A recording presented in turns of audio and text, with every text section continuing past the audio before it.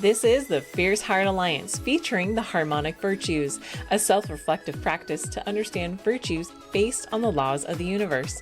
We can apply these virtues to everyday life to fully participate in our personal evolution by cultivating resiliency, purpose, and harmony. Hi, I'm Summer Sophiamoon, and I've come here to heal myself and chew bubblegum. And I'm all out of bubblegum. So join me and my special guests as we share and learn how to love ourselves fiercely through self-care, explore the wisdom of the harmonic virtues, and grow our conscious community together. By listening, you are now a fierce heart too. Welcome to the Fierce Heart Alliance. Hey, Fierce Hearts. So I have some questions that have been given as I'm putting this together, and I thought this would be a good opportunity to answer them. One of the questions is, how do you receive this information? I've learned to become what's called a hollow bone in some practices. I receive this information through a combination of psychic and intuitive abilities, but mostly through claircognizance. It comes in waves or bursts. It's come in through overtime and intuitive moments of understanding. I'll go through a situation, and as I'm on the tail end of it, like I have to go through it. And then at the end of the situation, when I'm thinking like, what was that? What was all that about? Asking myself, okay, well, what was the lesson in this? And then all of a sudden I just received this input of, oh, this is compassion. This is gratitude. This is compassionate detachment, boundaries, basically. And so I've been given this information over a course of time. And sometimes it's through free writing. Other times it comes to me early in the morning, 3 or 4 o'clock in the morning, spirit time. I'll wake up and I just have this thought that comes in my head. I'll either write it down or I'll have to get up and write it down because it just sounds really good. And so I'll get up, I'll write it down, and that way I won't forget it, or I can't sleep until I write it down. Sometimes Spirit's insisting. There's that process, and it's been a big process for me to trust Spirit, trust the words coming through. I find that the more that I allow and the more that I trust, the more words and content and information that I'm given. And so it's been quite a journey for me to allow this to grow and develop. And even the whole idea of making the podcast, I kind of resisted, but it just made so much sense. And so eventually things led to where we are now. So this is kind of exciting. It also comes from my personal healing journey and my spiritual journey and self-study, and through the echoes of wise people who I've had the opportunity to work and learn with. And my spiritual journey would not have been complete without self-care. And so I really do feel like the two are inextricably connected. I feel society is really good at getting us to look outside of ourselves. You can see that with social media. And I think we can feel a sense that something is missing or lost, even though we're so connected more than any time in history. And, we can take the time to be present with our emotions and our internal world. It can be scary at first, and it can feel like uncharted territory with all of these things that we've stuffed down. And we're finally starting to look at things that we've swept under the rug, and it could just feel really daunting and scary. It is one of the greatest gifts that we can give ourselves to our precious body, but it can be the hardest thing sometimes. And self-care is absolutely necessary when you embark on a healing journey of any kind. Self-care can feel good, and it is instrumental in working through grief, trauma, and mental health and overall health in general. And that's how you maintain health. It's not just a one and done. Health is basically built up over time, and it's all these little actions that you do that generate overall health and well-being. And so that's actually what self-care is those little actions that you do that create that overall health. And you might look at someone and they're like, why are they so healthy? Okay, well, like, what are they doing? What are they eating? What are they drinking? How much sleep are they getting? These are compounding actions that lead the way to better health. Each time we do a self-care activity, we're doing so much good for ourselves, and there's an enormous amount of research to back it up, such as neuroplasticity and the polyvagal theory. Those are just 2 examples of why self-care is more than just an activity or because it feels good. It's also important to note that each time we do a self-care activity or prioritize our wants and needs, we're internally saying, I love you, which is very healing to our inner selves. And it might be far-fetched to some to say that they love themselves. And I get that. I've been there before. But after some time of doing some self-care intentionally, I could look back and say, if I could do all of these things for myself, that must mean that I care. And if I care, that must mean that I have value and that I value myself. And if I value myself, that must mean that on some level that I love myself. And it grows from there. And it starts with small little actions over time. And with all the bells and whistles and the attention seeking of society, we need to find balance and moments of peace in the chaos and find our center in the hurricane, to be still and to be quiet. And that's why self-care is highlighted in this podcast. Fortunately, there is so much research to support the benefits of mindfulness and contemplative practices that Western medicine is starting to adapt them and recognize that the brain, our beliefs, and our intention can be way more powerful than we give them credit. With that being said, though, nothing on here on this podcast is in any way, shape, or form meant to replace medical help or interventions. That's between you and your healthcare provider. None of what I say or my guests say should be a replacement for healthcare, but merely a suggestion that you do at your own free will. And we're going to go through the virtues, and there might be some deep memories and feelings and emotions that would be a good idea to bring up to a trained professional or therapist for further support to work through if you need it. Years ago, when I was putting this work together, I called it the Harmonic Blueprint. It sounded really good and simple, but it never really fit. And obviously it doesn't look anything like a blueprint.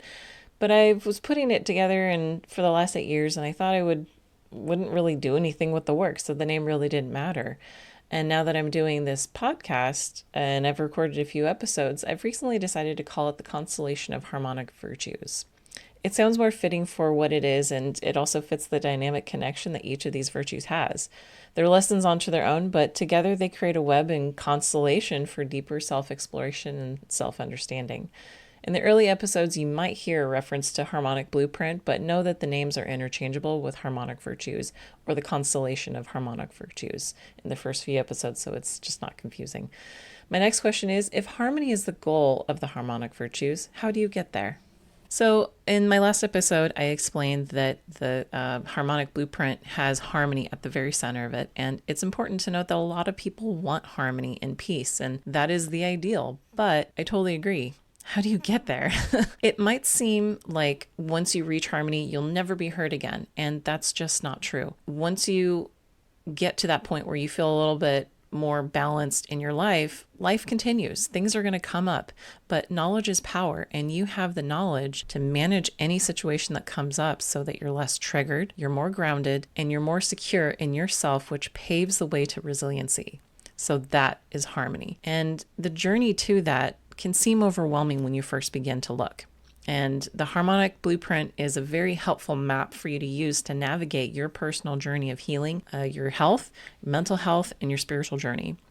These virtues are all chapters of a book to review and process for yourself, and in doing so can make way for more peace and harmony in your life. And you can feel more grounded, you can feel less triggered because you've looked at these triggers, you've processed them, you've found ways to be more grounded, you're more embodied, you're more comfortable in your skin, and all of that once again paves the way to resiliency. When you're working with the Harmonic Blueprint, you can look at any virtue in any order and learn something, but ideally you start from the inner petals, called the metaphysical level, and work your way out to the outermost petals to get the full understanding of your innermost being, to understand how you function in the outer world. As I mentioned, mastery of the virtue is to recognize the virtue in real time and choose what is most aligned with you and your heart. Our mind can lead us astray, but our heart and our gut will never lie. Which leads me to my next part. I have a few more thoughts that came up of who or what is a fierce heart. So a fierce heart has courage. Not that they don't feel scared, but that they find it in themselves to love after a broken heart or through grief, or they find the courage to hold a healthy boundary. Because of that, they walk with an open heart. They might get hurt again, but they trust that everything is happening for them and not to them, because each experience is a lesson to learn from. Again, it can come with fear, but they trust that the most powerful way through to the other side is love and respect. So a fierce heart prioritizes respect for self above all else. Sometimes respect for self means you need to let go or change something unhealthy or let go of unhealthy people in your life. Equally, a fierce heart nourishes healthy relationships where we can be our most authentic selves and thrive. My next question is, you say spirituality with purpose. What does that mean? Well, the Harmonic Virtues helps us learn about ourselves as souls having a human experience. The purpose is the virtues help us learn about the lives that we're living with the backdrop of sacred geometry and channeled teachings for us to use to heal ourselves and potentially generational trauma and even karma. We can be the ones to break toxic cycles, and Spirit wants to help us do just that. The virtues help us find our blocks and aspects that we need healing. Many of the virtues can be topics for doing shadow work and inner child work. I also know some people don't know how to go about their spiritual journey other than buying crystals and whatnot, and not to downplay that. That's where I started too, but there's so much more to that, and it can look different from person to person. The beauty is that for every step that we take towards our healing journey or our spiritual journey or working with our intuition, I'm told that Spirit takes 2 steps to help us along the way, but we still have to do the heavy lifting. The purpose is also in regards to the charity and the conscious community aspect. We're all one, and though we're not in the same location, we can still make a difference and make the world just a little bit better than yesterday together for the same cause. Lastly, as I mentioned, this work has been building over a long period of time, and it's always been on the back burner. It's never been a priority. It's just something I've been fiddling with for a number of years. And, it wasn't until I was walking in a park, I think I've already mentioned this, but I was walking in a park near home, and this whoosh sort of feeling just came over me, and I just had this moment of clarity where I knew this had to be a podcast, and didn't think I was really going to go about it, but then my life changed, and I feel like it was shifting things around to make this podcast possible for me to put it out there and for it to flourish. So I thought I would make a couple episodes, put it out there, not make a big deal of it. Whoever finds it, finds it. Okay, great, whatever. But then Spirit just gently guided me and stopped me and said, this is not an alliance if you keep it to yourself. And an alliance is not one person, but many. So you need to put it out there, and you're closing yourself off by keeping it to yourself. And so I need your help. I can't do this alone, and I need to include others in the creation and development of this work in order for it to be an alliance and for a community to grow. And it's going to take people from around the world to create world peace, and hopefully this podcast can make a small impact towards that goal. So here we are, Fierce Hearts. Join me as we learn about the Harmonic Virtues, exquisite self-care, and conscious community together. Feel free to leave any questions or comments you might have. Stay tuned. Next week is the first official episode, and it's the Virtue of Vibration. My guest is Deborah Nucci. Please like and subscribe, and we can get this party started. You can also follow the Fierce Heart Alliance on Facebook and Instagram for weekly inspiration. Take care, Fierce Hearts. Till next time.